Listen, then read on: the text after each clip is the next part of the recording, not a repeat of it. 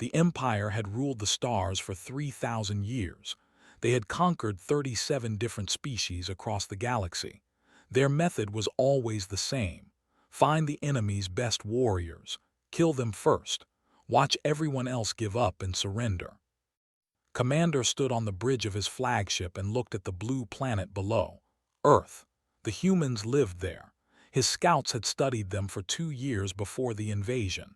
They had learned everything about these strange creatures. Humans were weak. They had no armor on their skin. They had no claws or sharp teeth. They could not see in the dark. They could not smell danger from far away. They were slow compared to most species. They needed to sleep for 8 hours every day. They got sick easily. They died from the smallest things. Had laughed when he read the reports. This would be the easiest conquest in history. The invasion began on a cold morning in December, chose the Korean peninsula as the landing zone. His intelligence officers told him that most of the human military was positioned elsewhere. The cities here were full of civilians, old people, children, office workers, students, no threat at all. 100 dropships descended through the clouds. They landed near a city called. 2,000 soldiers marched out in perfect formation. Their scales were thick enough to stop most weapons. Their eyes could see heat signatures through walls. Their rifles could punch through steel. Watched from orbit as his troops advanced. The humans ran away just as expected. Cars crashed into each other on the roads. People screamed and fled into buildings. It was chaos, beautiful chaos. Then the first soldier fell. The shot came from nowhere. One moment, squad leader was walking at the front of his unit. The next moment, he was dead on the ground. The bullet had found the tiny gap between his helmet and his neck armor. A perfect shot. Frowned, a lucky hit perhaps. Then another soldier fell, and another, and another. In the first hour, 17 soldiers died. Each one was killed by a single shot. Each shot hit a weak point in their armor. Each shot came from a different direction. His communication officer looked up with fear in his eyes. "Commander, we cannot locate the shooters. They are firing from extreme distances. Some shots are coming from over 2 kilometers away." "Find their snipers," ordered. "They must have military positions nearby." The scanning team searched everywhere. They found nothing. No military bases, no army units, no trained snipers in uniform. What they found instead made no sense. The shots were coming from apartment buildings, from small houses on hillsides, from the rooftops of shops and restaurants. The shooters were not soldiers. They were ordinary people. A grandmother in her kitchen, a shop owner behind his counter, a university student on his balcony. Refused to believe it. Impossible. Those shots require years of training, decades of practice.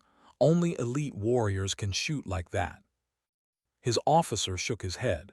"Sir, I am showing you the thermal imaging. That last shot came from an elderly female human. She is approximately 70 years old. She is now making a hot drink in her kitchen." On the surface, that elderly woman was named Bong Soon. She had been a school teacher for 40 years before she retired. Her father had taught her to shoot when she was 12 years old. She had won several competitions in her youth. Now she used her skills to hunt deer in the mountains every autumn. When the alien ships appeared in the sky, Bong Soon did not panic.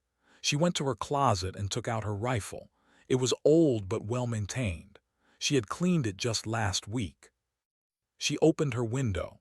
She saw the strange creatures marching down her street. They were tall and covered in scales.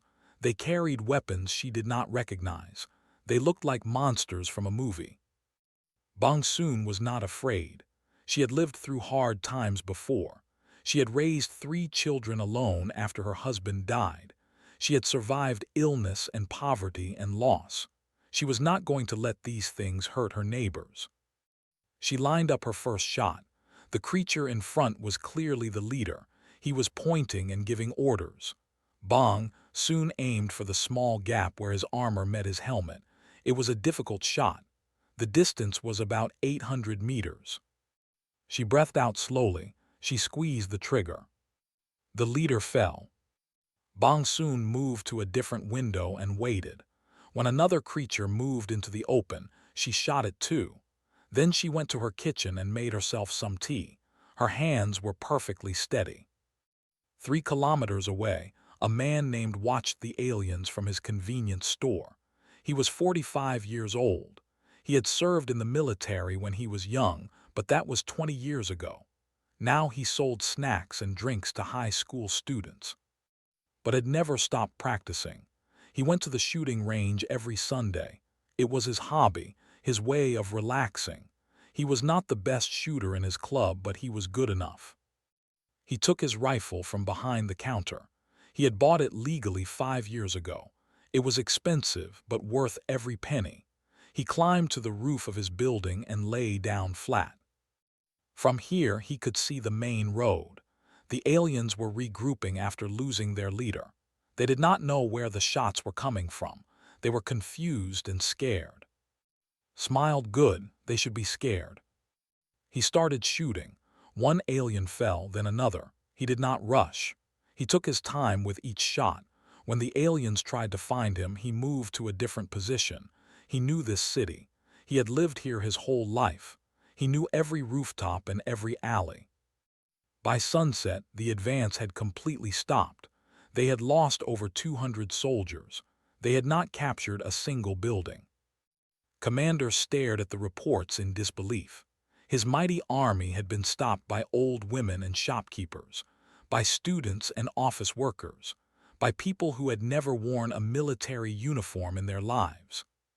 He contacted High Command and requested more information about Earth's population. What he learned kept him awake all night. Humans did not just have professional soldiers. They had millions of civilians who owned weapons. They had shooting clubs in every city. They had hunting traditions that went back hundreds of years. They taught their children to shoot for fun. Had invaded a planet where everyone was dangerous, where every window could hide a killer, where every civilian could become a sniper. For the first time in his long military career, Commander felt something he had never felt before. Fear. 3 days passed. The army had not moved forward even 1 kilometer. Every time they tried to advance, invisible shooters cut them down. The aliens could not find the enemy because the enemy looked like everyone else. Commander made a decision that hurt his pride. He requested a ceasefire. He needed to understand what he was fighting against. The humans agreed to meet. This surprised. In his experience, weaker species either ran away or begged for mercy. They did not calmly agree to sit down and talk. The meeting place was an empty field outside the city. Brought 12 of his best warriors. They were huge, even by standards. Each one had killed dozens of enemies in past wars. Their armor was the thickest available. Their weapons were the most advanced. Wanted to show the humans that the Empire was powerful. He wanted to frighten them into surrender. The human vehicle arrived exactly on time. It was small and simple, nothing impressive about it at all. 4 humans stepped out, studied them carefully. The leader was a small woman with gray hair. Her name was Park. She was a military commander, but she did not look like a warrior. She looked like someone's mother. She was smiling politely, as if this was a business meeting instead of a war negotiation. Behind her came a young man named. He was thin and wore glasses. He looked like a student, not a soldier. He carried no visible weapons. The third human was an older man named Lee. He walked with a limp, probably from an old injury. His hair was completely white. He must have been at least 65 years old. The last one was a teenage girl named. She looked about 16 or 17. She had a notebook in her hands and seemed curious about everything around her. Warriors exchanged confused glances. This was the human delegation. An old woman, a student, a limping grandfather, and a child.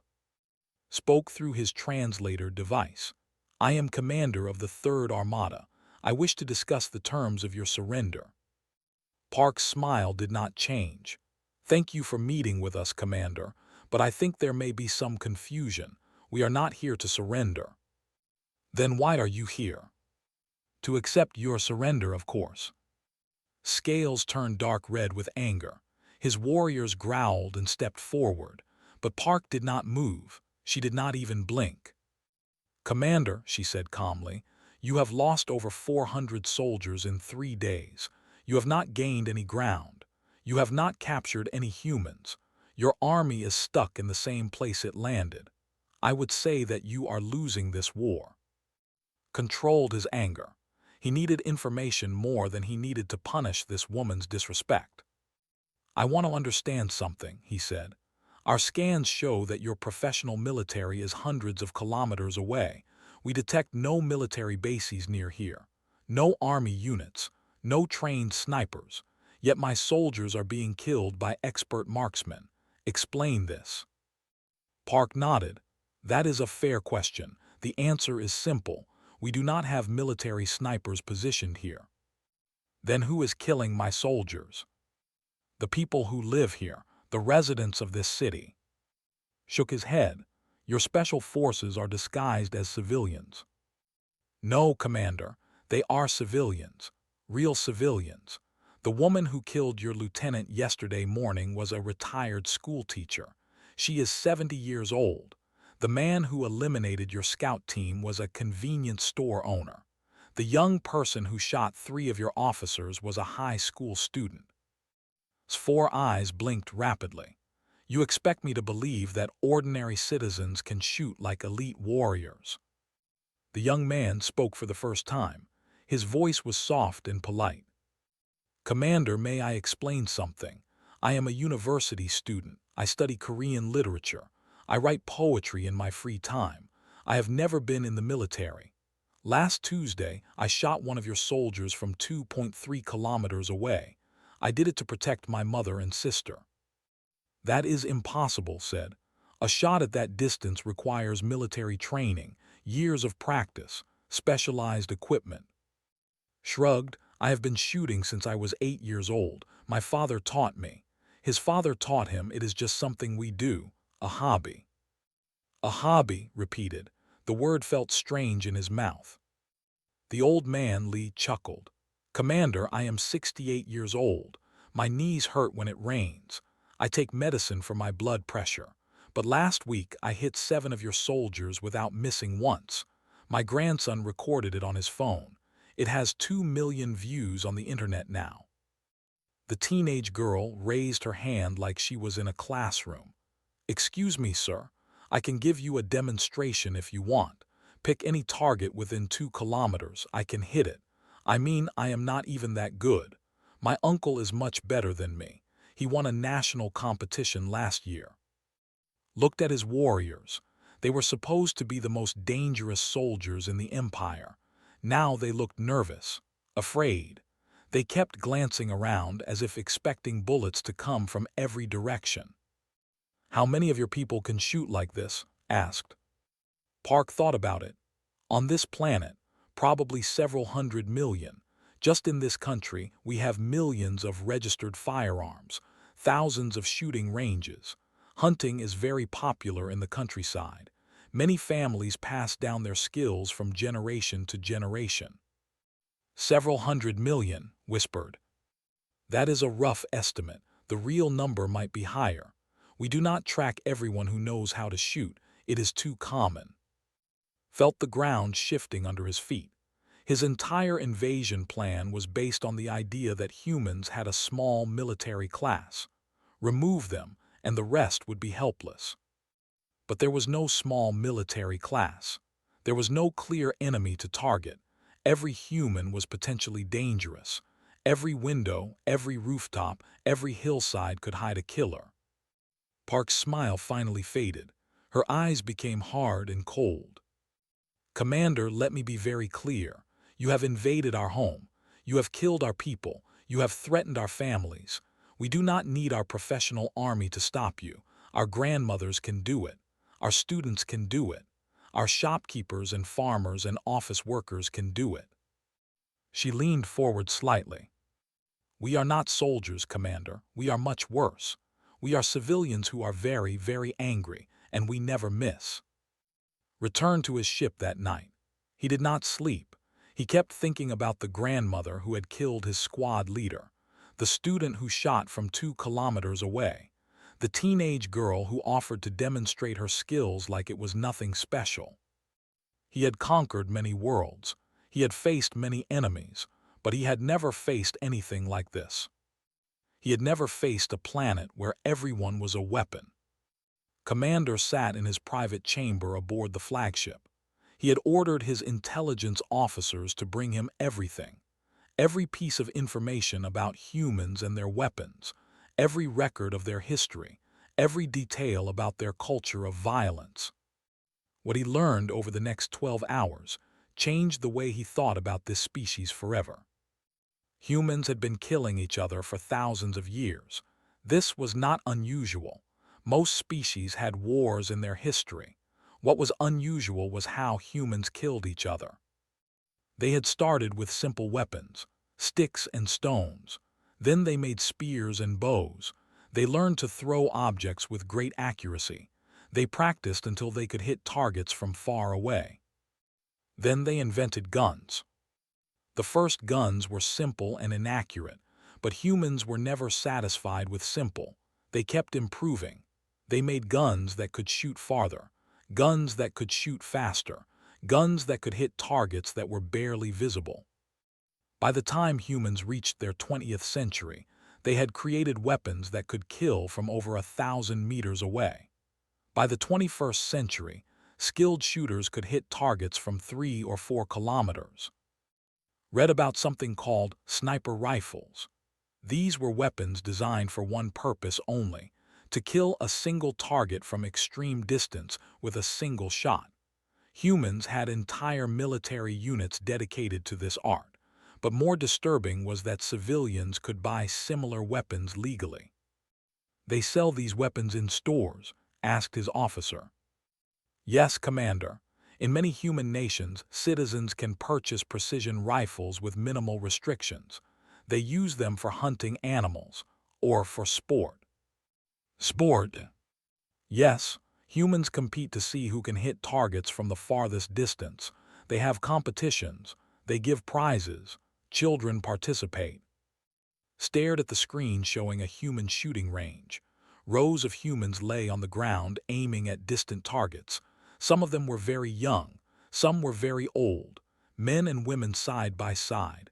They were all focused and serious, but they were also smiling. They were having fun. "They do this for entertainment," said. It was not a question. "It appears so, Commander. Marksmanship is considered a recreational activity. Many humans practice regularly, not because they expect to fight, but because they enjoy the challenge." The officer pulled up more data. "There is another factor you should know about, sir. Many humans modify their own weapons. They do not simply buy a rifle and use it. They customize it. They improve the accuracy. They adjust the trigger. They change the optics. Some humans spend years perfecting a single weapon." "Why would they do that?" "Pride, sir, competition, the desire to be better than others. Humans seem to enjoy mastering difficult skills. The harder something is, the more they want to do it." Thought about the approach to warfare. His species trained professional soldiers from childhood. Those soldiers used standardized weapons provided by the military. The idea of a civilian spending personal time and money to become a better killer was completely foreign. The officer continued, "Sir, I have researched the specific region we invaded. Korea has a long history of archery and marksmanship. Their ancestors were famous for their skill with bows. When guns became available, they transferred those skills. Today, Korean shooters regularly win international competitions. Their military snipers are considered among the best in the world. And their civilians. Many Korean civilians practice shooting as a hobby. The country has strict gun laws compared to some other human nations, but there are still many legal firearms. More importantly, sir, Koreans who do shoot tend to be very skilled. They take it seriously. Pulled up population numbers for Earth. Over 8 billion humans. Even if only a small percentage could shoot well, that was still hundreds of millions of potential enemies. He looked at the casualty reports from the past 3 days. His soldiers had been killed by retired teachers, by shop owners, by students and farmers, by people who had jobs and families and normal lives, people who had simply picked up their weapons when the invasion began and started shooting. There had been no organization, no military command, no coordinated defense plan. The humans had simply done what came naturally to them. They saw a threat to their homes and they responded with violence. Effective, precise, deadly violence. The officer cleared his throat. "Sir, there is one more thing you should see." The screen changed to show human entertainment, movies, video games, television shows. In almost everyone, humans were shooting at something. They told stories about warriors and hunters. They created games where players pretended to kill enemies from far away. Their culture celebrates this skill, the officer said. From childhood, humans are exposed to the idea of using weapons. It is normalized, expected, even admired. They raise their children to be killers. Not exactly, sir. They raise their children to be capable of killing if necessary. There is a difference. Most humans will never harm anyone, but if they need to, they can. The skill is there, waiting. Closed his eyes. He thought about all the species the Empire had conquered, the with their poisonous claws, the with their thick armor, the Moorish with their incredible speed. All of them had natural weapons. All of them had been defeated. Humans had no natural weapons at all, so they had created their own. They had spent centuries perfecting the art of killing from a distance. They had turned it into a sport, a hobby, a cultural tradition. And now his army was paying the price. "What do you recommend, sir?" the officer asked. Opened his eyes. "I recommend that we never underestimate humans again, and I recommend that we find a way to end this war before we lose everyone." He stood up and walked to the window. Below, the blue planet turned slowly in the darkness. It looked peaceful from up here, beautiful even. But knew the truth now. That beautiful planet was covered with billions of potential killers. Every city was a fortress. Every home was a defensive position. Every human was a threat. He had invaded a world of snipers, and the snipers were winning. The next morning, sent a message to High Command. He explained the situation clearly. He described the human capacity for violence. He recommended immediate withdrawal. High Command refused. The Empire did not retreat from primitive species. They ordered to continue the attack. Read the order 3 times, then he sent a single reply. "Understood, preparing for full assault. Recommend you prepare for significant casualties." He did not mention what he really thought, that this assault would fail, that his soldiers would die by the thousands, that the humans would never stop fighting. He did not mention that for the first time in his life, he was afraid of losing a war. Some things were better left unsaid.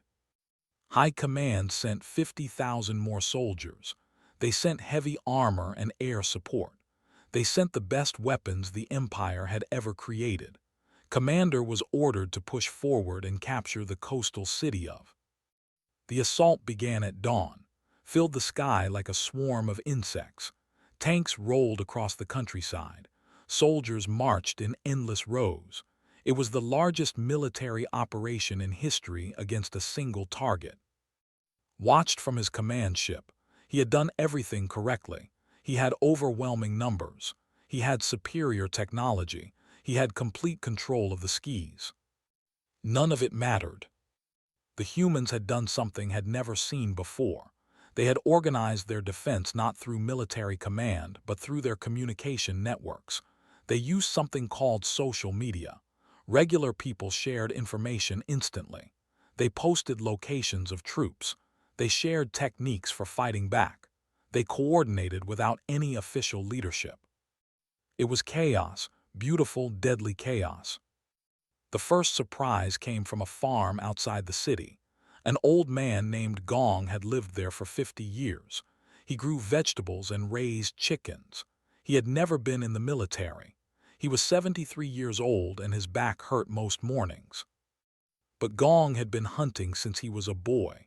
His father had taught him, his grandfather before that. The farm had been in his family for generations, and every generation had learned to shoot. When the patrol approached his property, was waiting in his barn. His rifle was old but perfectly maintained. He had cleaned it that morning, just as he did every week. The patrol had 12 soldiers, killed all of them in less than 2 minutes. He did not waste a single bullet. His granddaughter, Gong, recorded everything with a small flying camera she had built for a school project. She was 17 years old and very good with technology. Within an hour, the video had been seen by millions of people. The video did something important. It showed other civilians that resistance was possible. If a 73-year-old farmer could stop a patrol, anyone could fight back. More videos appeared. A group of competitive shooters from a local club set up a defensive position at a major intersection. They were not soldiers. They were accountants and teachers and office workers. Their leader was a quiet woman named who worked at a bank during the day.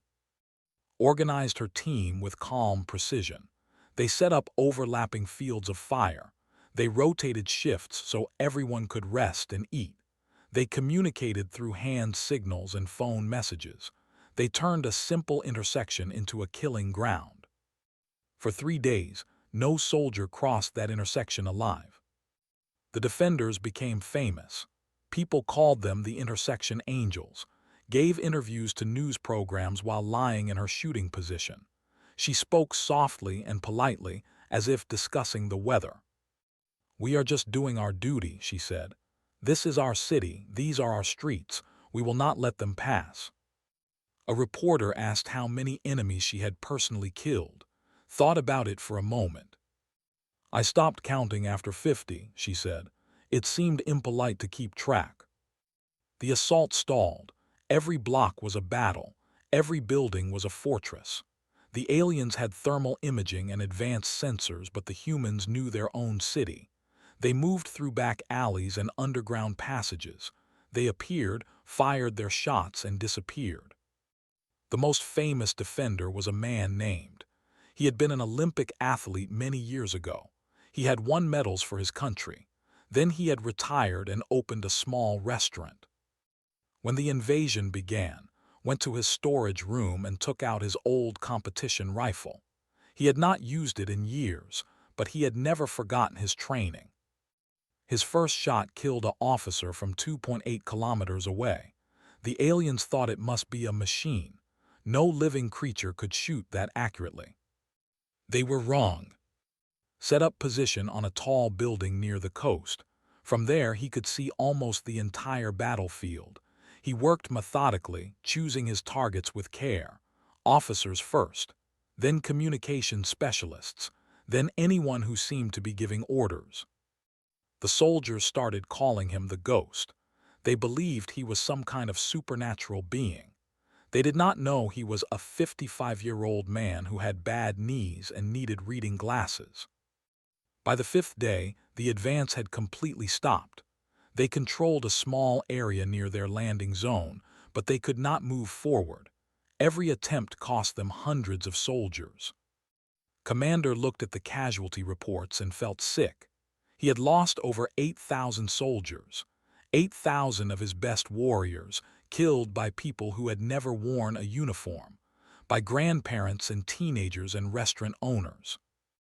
The humans were not even trying particularly hard. They were defending, not attacking. They were waiting and watching and shooting when targets appeared.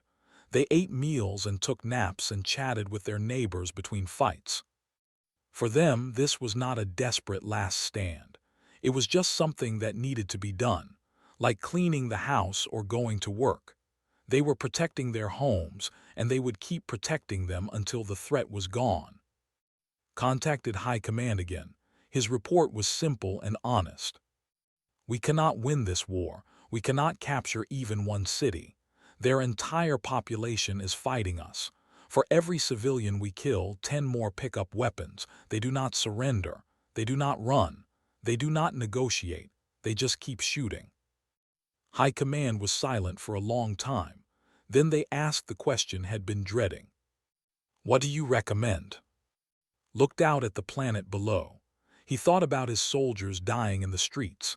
He thought about the old farmer and the bank accountant and the Olympic champion. He thought about a species that had turned killing into an art form. I recommend immediate withdrawal, he said. We should leave this planet and never return. The humans are not like other species. We cannot defeat them through military force. Every citizen is a soldier. Every home is a fortress. Every civilian is a sniper. He paused. If we continue this assault, we will lose our entire army, and the humans will still be standing in their streets, waiting to kill whoever comes next. High Command debated for 6 hours. In the end, they gave the order had requested. The Empire retreated from Earth. As the lifted off took one last look at the surface, he could see the humans watching from their windows and rooftops. They did not cheer or celebrate. They just watched, rifles in hand, making sure the enemy was really leaving. One figure caught his attention, an old woman standing on a balcony. She was small and gray-haired. She held a cup in one hand and a rifle in the other. She raised the cup toward the sky, as if offering a toast. Understood, she was saying goodbye. She was saying that the fight was over for now. But she was also saying something else. She was saying that if they ever returned, she would be waiting. They would all be waiting. Every grandmother, every student, every farmer and accountant and retired athlete. All of them ready, all of them willing, all of them capable of killing from distances that should be impossible. Turned away from the window. He had invaded many worlds in his career. He had seen many strange and dangerous species. But he had never seen anything like humans. He hoped he would never see them again. 6 months passed after the retreat. The humans cleaned up their cities and buried their dead. They repaired the damaged buildings and returned to their normal lives.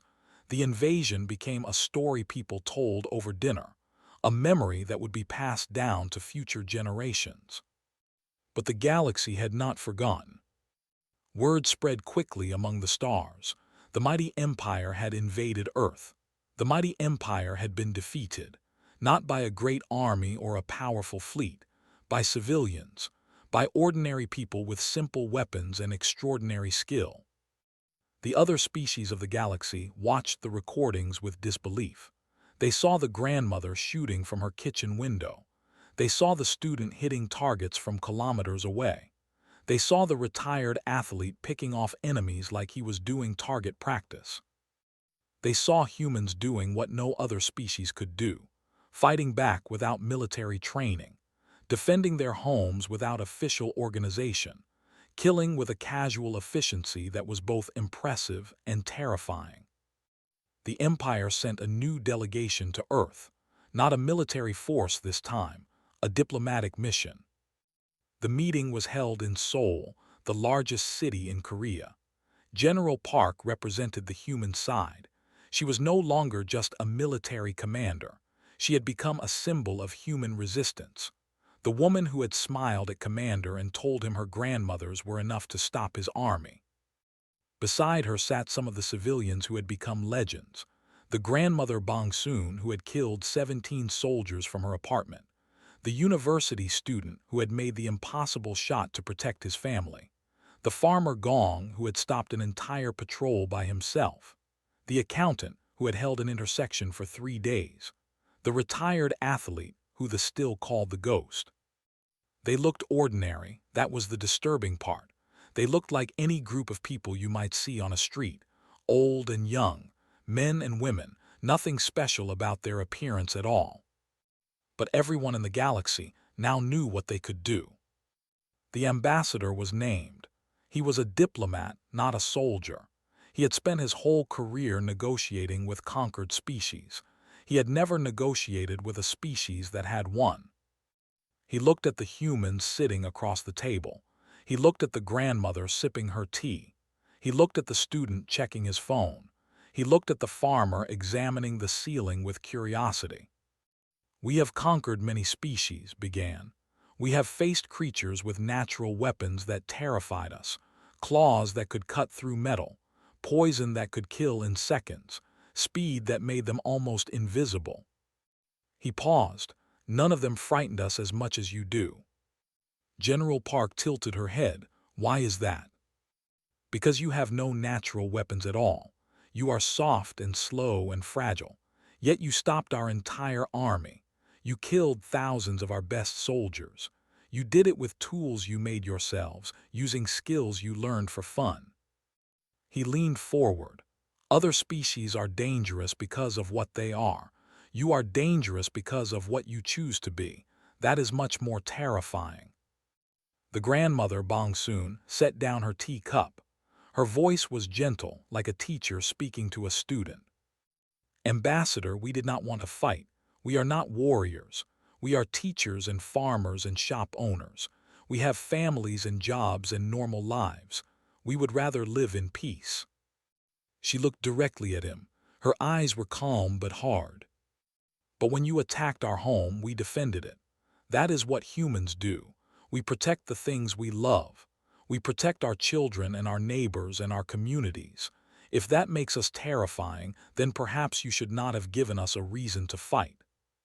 Nodded slowly, he understood. "The Empire wishes to propose a mutual defense treaty," he said. "We want you as allies, not enemies." The student raised an eyebrow.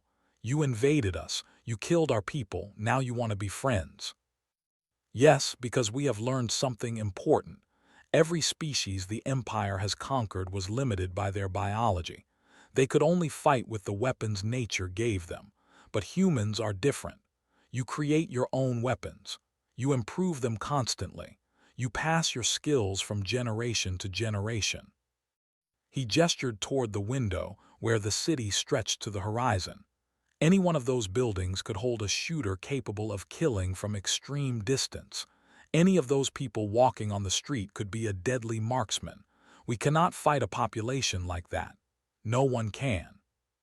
"So you want us on your side," General Park said. "We want to never be on the opposite side again. We want the galaxy to know that attacking Earth means facing not just your military, but every human who can hold a weapon. Billions of potential snipers, all ready to defend their home." The room was quiet for a moment. The humans looked at each other. They did not need to speak to communicate. "What do we gain?" Park asked. "Access to galactic trade, advanced technology, travel among the stars, and the guarantee that the Empire will protect Earth as we protect our own worlds." The old farmer laughed.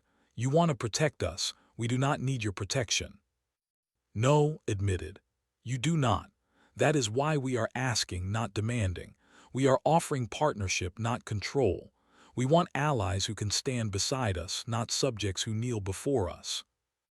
Grandmother Bongsoon spoke again. She had been quiet, listening carefully. Now everyone turned to hear her words. "Ambassador, I will tell you something my grandmother told me. Koreans never forget an enemy, but we also never forget a friend." She lifted her teacup and looked at the liquid inside. "You attacked our home. You killed our neighbors. That we will remember for generations. I will tell stories about the invasion. They will learn from our mistakes and our victories." She took a slow sip, then set the cup down. "But if you prove yourselves sincere, we will remember that too.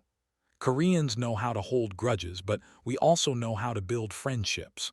When we accept someone as a friend, we protect them like family." She smiled, and for a moment she looked like any sweet old grandmother, but had seen the videos. He knew what she could do with a rifle. "If Earth joins this treaty, we will be true partners. We will defend the empire as we defended our own streets. We will teach your soldiers what we know. We will share our skills and our weapons and our determination." Her smile faded. "But if you ever betray us, we will not forget that either, and there will be no second chance." Bowed his head, understood. The treaty was signed 3 days later. In the years that followed, the galaxy learned what they had discovered the hard way. Humans were not like other species. They did not have natural weapons, so they had created their own. They did not have a warrior class, so everyone learned to fight.